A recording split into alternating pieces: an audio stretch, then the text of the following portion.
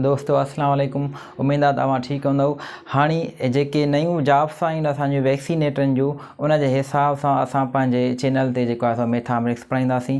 हाणे वैक्सीनेटर जे जॉब्स जे लाइ असां जेका बेसिक मैथामेटिक्स आहे उतां खां शुरूआति कंदासीं। त हाणे जेका बेसिक मैथामेटिक्स आहे असां अॼु जेका शुरूआति कंदासीं उहा कंदासीं आलजबरा। त हाणे आलजबरा में सिर्फ़ु ऐं सिर्फ़ु असांजी 4 शयूं हूंदियूं आहिनि, जोड़, कट, वंड ऐं ज़रब।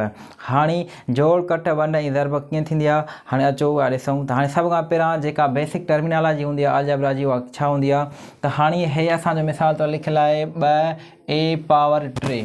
त हाणे जेको हे असांजो आॾो वारो जेको अंग आहे असां इन खे छा चवंदा आहियूं, हाणे इन खे असां इंग्लिश में चवंदा आहियूं कोएफिशिएंट।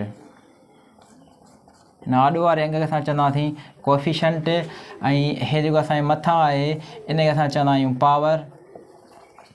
ऐं ॿियो हे जेको असांजो आहे इन खे असां चवंदा आहियूं बेस। ठीकु आहे दोस्तों।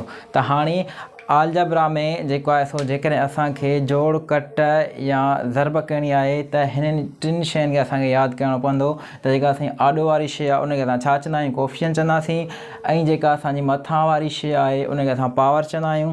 ऐं हे जेका असांजी जेका असांजे पावर जंहिंजे मथां आहे उनखे असां बेस चवंदा आहियूं। ठीकु आहे दोस्तों। माना अॻिते वधण जे लाइ असांखे हे 3 शयूं यादि करणियूं पवंदियूं। ठीकु आहे दोस्तों।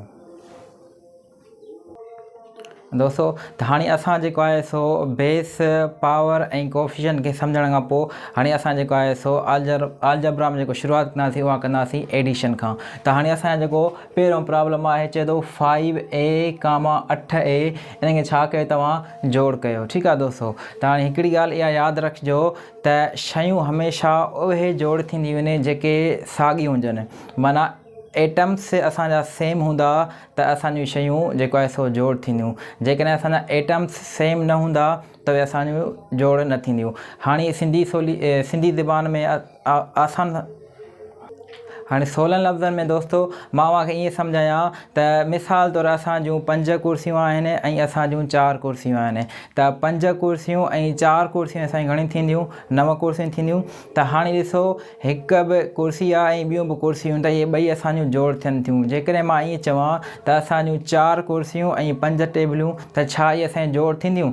इहे जोड़ असांजी दोस्तों न थींदियूं। छाकाणि त टेबल अलॻि शइ आहे ऐं कुर्सी असांजी अलॻि शइ आहे। त जोड़ करण जे लाइ कंडीशन असांजी इहा हूंदी आहे त हमेशह शयूं जेको आहे सो साॻी हुजनि।